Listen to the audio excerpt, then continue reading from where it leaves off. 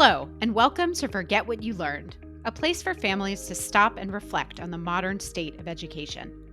We empower you to challenge your own thinking about today's traditional school system and ask the question, are my kids thriving? I'm Cory Greenberg, a parent in the trenches just like you, and I chat with innovators, experts, and other parents who are changing the conversation, inspiring families to reevaluate how we define academic success. This podcast is brought to you by Pacific Preparatory and Tutor, sister organizations molding education through innovative one-on-one learning for students in today's digital world. In today's episode, we're talking about highly selective colleges and the absolutely brutal world of college admissions. Irena Smith, whose book The Golden Ticket lays bare the effect the current system can have on a family, on families everywhere, whose vision of that Ivy League acceptance letter can create a kind of tunnel vision that ignores real cracks in our kids' well-being. We talk big picture here, the need to redefine the idea of success, and for all of us parents to reflect on how we can support our kids through their school years and come out the other side in one piece.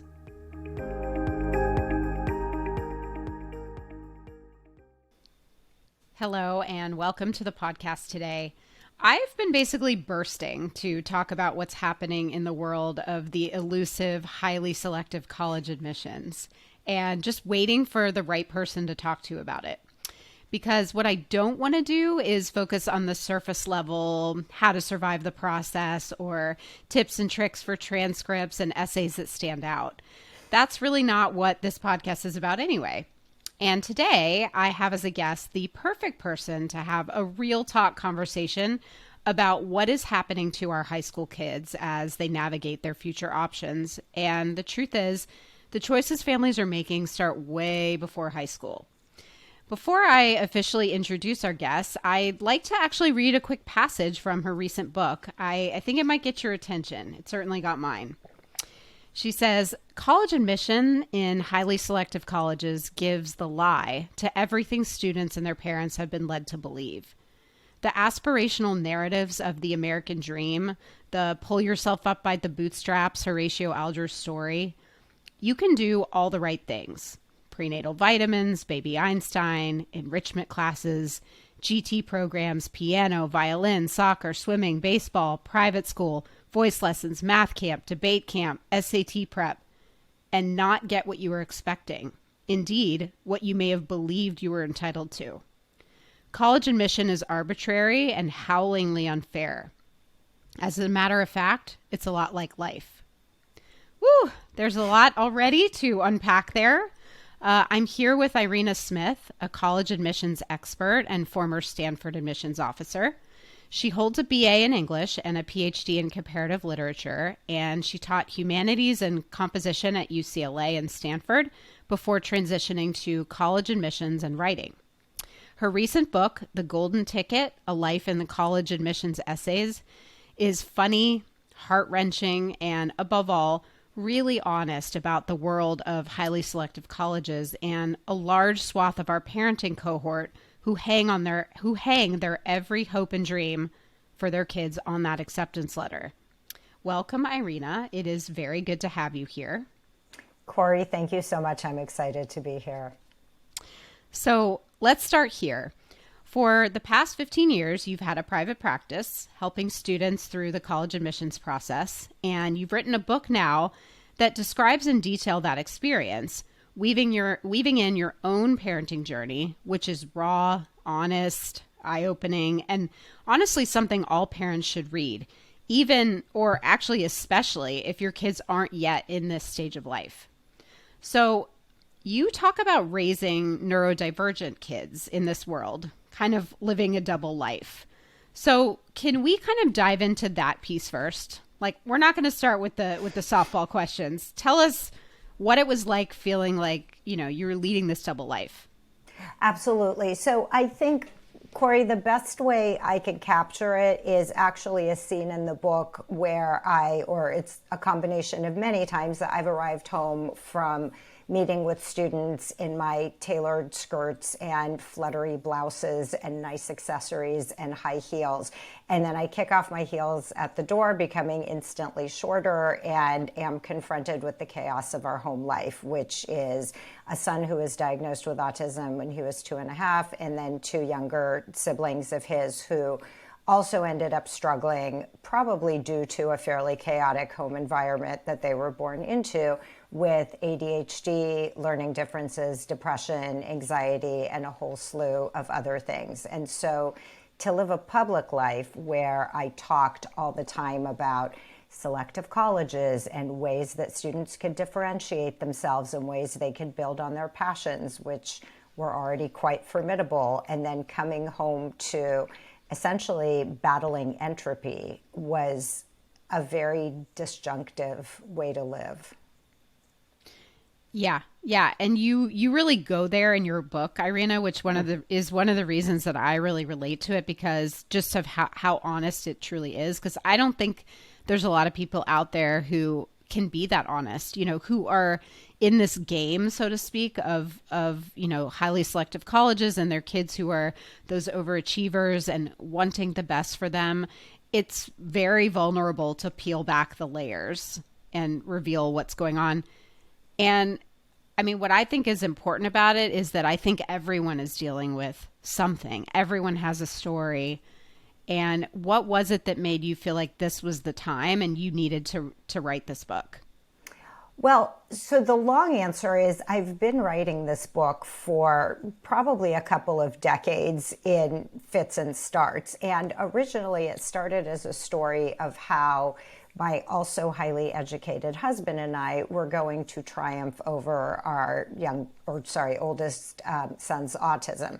And as he got older and the challenges that we were facing became more complicated, because on the one hand, he did very well with an early intervention program, and he really, I think, exceeded anything we dared hope for in some ways. And then in other ways, the fact that he did so well ended up also being an obstacle for him, because he did well enough to understand that he was just different enough from his peers where something was always going to be harder and more unreachable for him than for other people. And so he really struggled with that and had very, very severe depression in his early 20s. And so I had started there. I had a pretty quick humbling of I was not going to write the triumphing over autism narrative. And then at some point, as my children continued to struggle, it occurred to me that in large part they were struggling, and so many of the families I was working with were struggling invisibly, was because nobody ever talked about the hard parts out loud. And when I decided to do that, it was a pretty clear decision, because one of the things I always tell students when they write their essays, because the essays are obviously for the purpose of being admitted to college, is, you want to be honest, you want to be authentic, you want to show your imperfections, but only so much. You don't want to scare colleges. You don't want them to think that you're a risky admit. So you just show enough to get them interested and show that you're authentic, but not so much that they're like, oh, wow, this is a car crash waiting to happen on our campus. In my case, I've gone to college. I've gone to grad school. I live vicariously through my students every year, but I don't have a dog in the race of getting into a highly selective college. And I didn't think my story would really have as much authenticity or as much, I hope, resonance with other parents if I weren't honest about the hard parts. Yeah, because you're not writing the tips and tricks book. Mm-mm. You're not writing the triumphant autism storybook, but you're also not writing even though the book's called The Golden Ticket, some parents might skim that title and say, oh, I need this book because I need the golden ticket and I need to know how to get it. And Irena was, a Stanford's admissions officer, so she probably knows how to get the golden ticket. Mm-hmm. But that's not what this story is. It's absolutely not. And one of the reasons I really love the title, which shout out to my husband for coming up with it, is that in Charlie and the Chocolate Factory, which the title alludes to, the golden ticket for 4 out of the 5 children who enter the chocolate factory is not really a gift. If anything, it's a ticket to physical and emotional suffering and upheaval, and in some ways, disfigurement. And so it's a be careful what you ask for image or symbol, I think, as well as many other golden things in literature that prove to be potentially dangerous. So my goal was to have a tongue-in-cheek title that maybe if people came to it in search of the golden ticket would, I hope, allow them to see that it's a very laden and fraught image, and maybe think twice about what you wish for. Yeah, it is a cautionary tale for those of us who have kids who haven't reached that stage yet. You know, my kids are not quite there yet. They're close to that high school, not quite there yet. And so many parents listening, I think, are in that same boat and like vaguely kind of hear about, oh, it's crazy in college admissions these days, but don't have that tangibly in front of them. So the cautionary tale is what? Like what's the gist that you want maybe parents of younger kids to come away with the book, you know, Right. what message? So I think the message is let your kid be your kid, because I think, and I found this particularly for parents in even as early as elementary school, everything starts to be held subordinate to this calculus of, is this going to be good for my child getting into college? And I don't think that that should be the calculus. The calculus should just be, is this good for my child right now? And if they're not particularly interested in STEM, or if they're not particularly interested in a sport that you keep waking them up early in the morning for to go to practice, then maybe try to figure out what they are interested in and let them lead the process rather than holding out to them what they should be. Because I think it's a pretty heavy burden for particularly ever younger kids to carry, knowing that whatever they're doing is or is not adding up to a perfect college application. And can you, you know, after the many years that you've been doing this, can you pinpoint why parents are in this space? Like, why does our generation think that that acceptance letter from Stanford is the be all end all? Like, where did that focus come from? That's a great question. And I'm not a sociologist, so I can't pinpoint the precise moment that that happened. But I will point an accusatory finger at the U.S. News and World Report, which started ranking colleges in 1983. And by 1990, I think that idea of quote unquote top colleges was pretty enshrined in our national consciousness as, you know, you only want the top 10, which, or maybe the top 20 if you have to. And it made it so that essentially the U.S. News and World Report rankings created a climate of artificial scarcity where it was like, these are the coveted schools, and the harder it is to get into them, the more coveted they are, which is how the U.S. News and World Report works. That's kind of the mechanism of scarcity that makes the colleges more desirable. And the harder it becomes to get into those schools, the more attractive they become, until at this point, Stanford tops out at a 3.7 acceptance rate. And of course, everybody looking at that thinks, why not me? Forgetting conveniently that 96.3% of them are not going to be admitted. So I blame the U.S. News and World Report in some part, but I also don't think it's just Stanford. I think there's been a mythology created about the Ivy Leagues, about Stanford, about other peer institutions that have very consciously positioned themselves to be, if you can't get into an Ivy, Chicago is the next logical step, or Duke, or Northwestern. And I'm not saying those aren't great schools, but there are a couple thousand more other great schools that don't have a 96.3% rejection rate. And somehow they're not attractive because apparently they'll just accept anyone. Oh my gosh. I mean, it's really setting all of us up for failure. And like you say in the book, it's a lottery. It's not a meritocracy. Because when you just said, you know, they're conveniently forgetting that 96% don't get in, I think the parents are thinking, well, those 96% they don't have the application that my kid has. They're not envisioning that. I don't know what the percentage is, but I bet you the kids who apply to Stanford and these other schools all have amazing on the face of it, transcripts full of, all of those activities that I listed off at the beginning, that people think that that's the way to get in. But the truth is that's the baseline. And then it's a lottery. Exactly. And the kids who are probably more likely to get in, and this is the thing again that I don't think a lot of families want to think about, are either future or present Olympians, students who hold several patents. Although even 5 or 6 years ago, I had a student who held 2 patents who was not admitted to Stanford. So MIT has a blog post about not admitting a student who built a working nuclear reactor in his garage.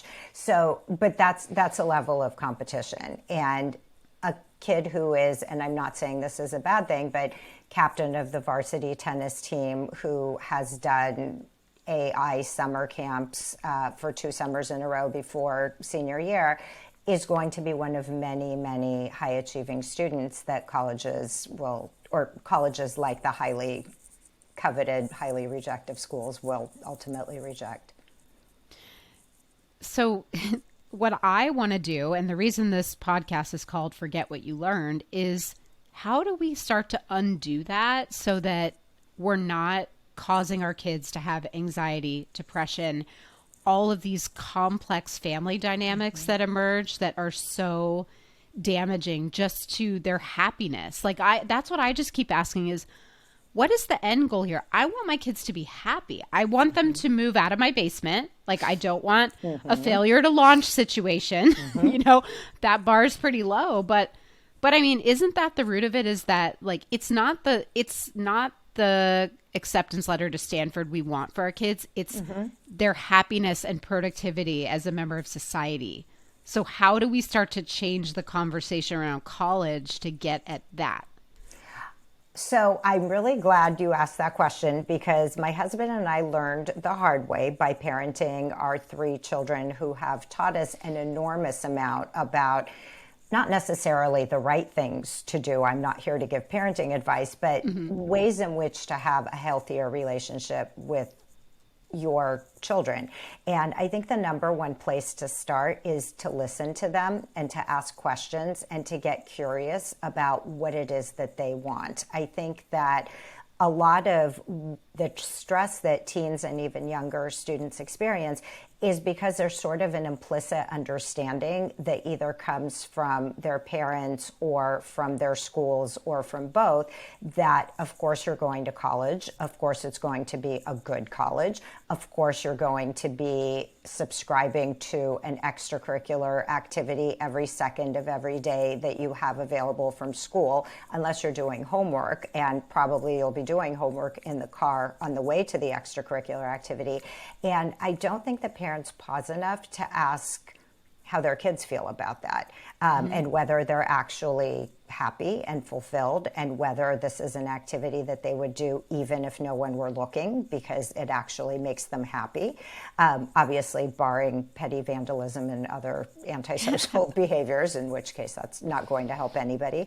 But I do think that getting a sense of what is your kid showing you that they're interested in, and how can you support that without making it a thing? Because I think all of us as parents are occasionally guilty of, your kid draws a decent picture and you're like, oh, art lessons immediately. Or, look at you made scrambled eggs. Let's sign you up for a summer culinary experience.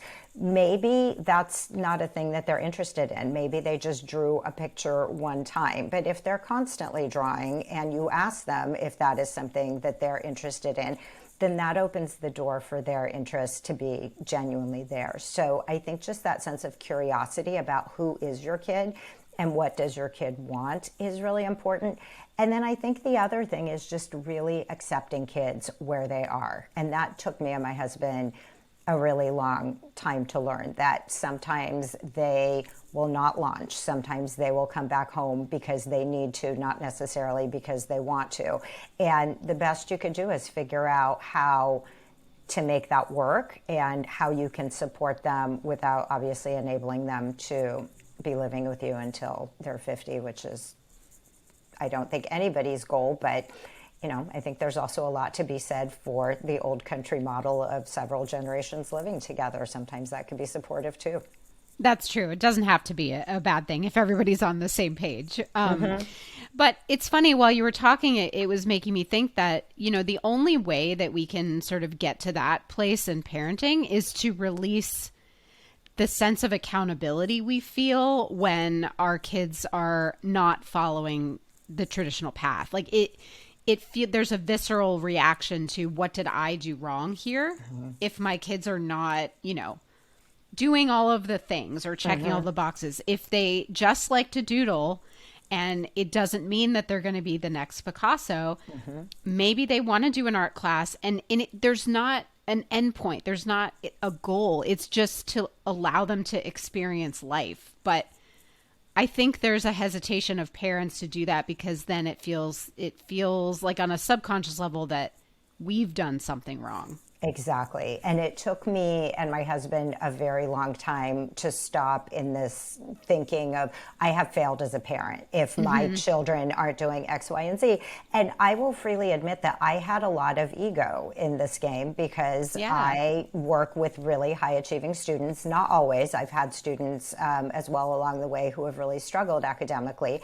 But I work with students who are ambitious and accomplished and have their sights set quite high. And it's, how could I be that person but also have children who are struggling, or who aren't in college, or who started college and then realized it wasn't for them? And I think that one of the main things that parents can do to help both themselves and their kids is divorce themselves from, not obviously from their children, but from the outcome. Their children are still their children. You are going to love them and care about them for the rest of your life. But what they do is not and cannot be a reflection of who you are, no matter what you think or what other people think. They are their own beings. So yeah. There's so much work there, to be done, because I think the helicopter parenting model, it's our egos are so entwined in, what our kids do, and they're not really seen as separate beings from us, it's tough. So just to jump in really quickly, that individuation, I think, is really important. And I really came home to me viscerally when my oldest son was probably 4 or 5 months old, and we were in a mom and baby group, and everybody else's baby was sitting quietly on a blanket or in their car seat playing with toys. And all my son wanted to do was just crawl out the door that, of course, was on the second floor. And so I kept having to get up and get him and bring him back. And I had this startling realization that he had a mind of his own. And even though I really badly wanted him to sit on his blanket and play with toys like other children, he had zero interest in doing that. And I had no control over what he actually wanted and was doing.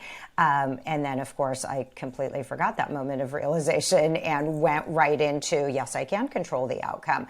And I think, too, to your point about goals, parents imposing their goals on their kids out of a sense of ego or a sense that they're doing their best for their children is totally understandable. But I think the one thing that's really important to remember is children don't think of goals or don't have goals in the same way that adults have goals. Adults think, 1, 2, 3, 4 years down the road. Children think, when is snack? Obviously young children, or when is school over today so I can go do whatever. And I think it's really important to respect that, because if you are teaching them to think, what about my future when they're 13 or 14 years old, future with a capital F, you're essentially shortening their childhood, because they're going to have their entire adult life to think about their future. And I think that if they're going to have this protected window of time to think about, who am I in this moment? What am I learning? They're going to end up, I think, being happier, more independent, more self-actualized, even though I hate that word, kids. I mean, I think that's actually the whole point here, is that we are not following child development principles and brain science and just where kids are, that is I agree with you. Kids are in the moment, and the minute that you take away that feeling for them that they are just enjoying something, they stop owning it. Like I discovered as a parent, I have 3 kids. I don't have that much help at home. So whenever we sign up for an activity, it's like, this is on me to get them there and do all the things. I actually decided, like, we're going to make them beg to do an activity. Like, they don't get to do it the second they ask for it. And I'm certainly not going to go from, oh, he's kicking the soccer ball, let's put him in the select tournament team who practices 4 times a week and has tournaments all weekend. Because all of a sudden it's like, well, no, I just wanted to, like, kick a soccer ball around a little bit.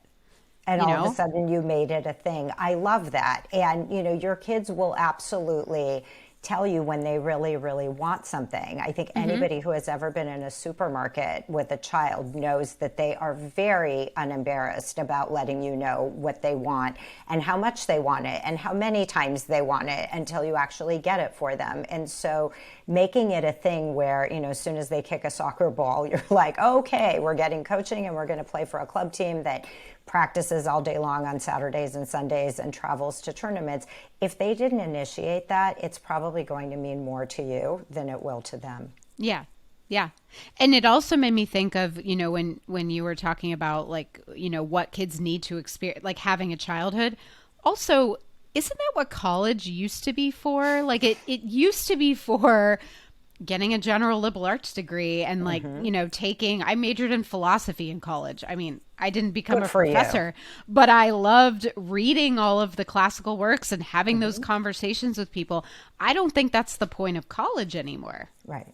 Well, college has become, I think, an investment. And in addition to that, sort of, I guess, a status signifier, because obviously the more selective a college or rejective a college your child goes to, the higher ostensibly their status and your status by reflection as their parent, because clearly if your child is at a highly rejective university, you must be the best parent in the world. I'm being a little facetious, but I think that's the subliminal thinking. And because college has become so monstrously expensive, even public schools, over the last 20 years, I don't think college is seen as a place to play anymore. It's not a place where you can take, fiction of monsters or literature of monsters for fun, even if you're not an English major and just read Frankenstein. And I think that's really, really unfortunate, because it's seen as kind of, this is the next step to your professional development. How much is your degree worth? Which is a little ironic, because the hundreds and thousands of kids who have flocked to computer science over the past 10 or 12 or 13 years are potentially going to be outsourced by the technology that they created in large language learning models. So that's not necessarily always the path to success either. And not all colleges cost $80,000 or more. And there are actually affordable options, including community college for kids who are not 100% sure that this is what they want to do, that most parents don't want to talk about, because in affluent, highly educated communities, that is a mark of shame. Why would you go to a college that accepts everyone? So I think the cost of college and what is seen, I think, wrongly as its function, is really contributing to that very narrow pathway of, this is how you become successful, is not just by going to college, but going to a good college and majoring in this practical thing, which is definitely no longer seen as philosophy or English or a lot of the humanities. Also, what 18 to 22-year-old is that good at being so focused and future driven? And I mean, it just is kind of going against their nature. So therein lies the source of all of the mental health difficulties. It's like, no, you're not allowed to just, go to a frat party and, drive somewhere for the weekend with your friends, because you have to be laser focused on what's next. And then what happens is the kids break down and things happen. They have to quit school, come home, or worse, and yeah. And I think the other thing, and just, this is not meant to be a pitch for chores necessarily, but I guess it kind of is. There are many students who arrive at college with no idea about how to do their own laundry or how to navigate an interpersonal difficulty with their roommate or with a professor, because their parents have really sort of cleared the path for them to be so focused on their academic and extracurricular success that the very prosaic but necessary activities of daily living and just adulting and surviving in the world are left behind. And then when they get to college and have to function on their own, it's really tough. But they also didn't have time for that, Irena. They didn't have time to do their laundry and learn how to cook because they had 5 AP classes. And exactly. It's important to keep up and not with the laundry.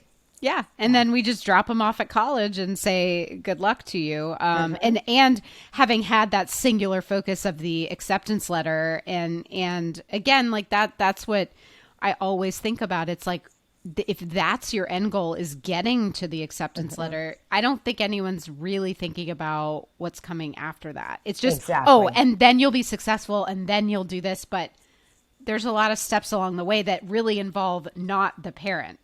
Just the kid. Exactly. Yeah.